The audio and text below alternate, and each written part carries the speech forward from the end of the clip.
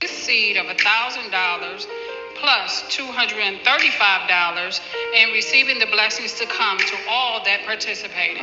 Now that's only $1,200. Yes. Y'all not listening to what I'm saying. If you have 1,000 plus 1,000. Okay.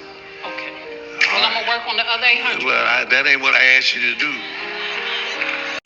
And this is why when we have conversations about Christianity as black people, whether in the Americas or, as descendants of West Africans or in West Africa itself or in the Caribbean islands, and we have these conversations and some of y'all come out gun-ho, dictator-like, as though there's no conversation to be had about our relationship with Christianity as we've received it, is quite disheartening. Right. It's why when y'all start demonizing, what was that of your ancestors, and when people want to have these conversations and say, okay, maybe this is more for us, and y'all start getting real weird about it, it's really disheartening, because I know you see the things that I see. But wait, we're not done, because that's from the perspective of a black pastor, right? Let's get a European talking about things.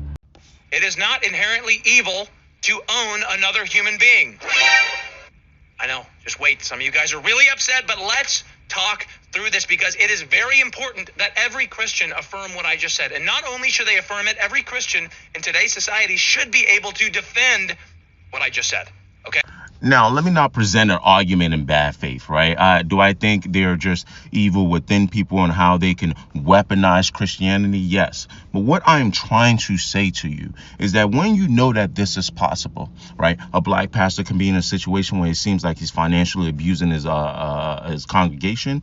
You see a white podcast that I think is also a preacher part-time or something like that, who can use Christianity and the Bible to weaponize, to really justify white supremacy and slavery, because you know where that was going. When these things exist, what I'm trying to say to you is you should be open, even if you're a Christian or you're raised in a Christian household. My mom is Christian as hell, love Jesus. You should be able to be open to understanding why some people may go, okay, man, this is something I may want to challenge. How do I want to get this right? Are there other answers before this Bible was handed to my forefathers?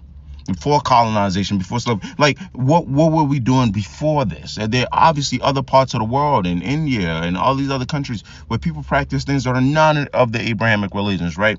So I just think it gets really weird when you guys start throwing like demon words around when you know what's available, you know what's out here. And on the flip side, I've seen what Christianity, when used, whether you want to talk about people that were fighting for independence in Africa, whether you want to talk about civil rights leaders who were worshiping Jesus and how they utilized the word in the scripture to say, hey, this is the justification for our freedom, and we're going to use this faith. Like, I'm aware of that.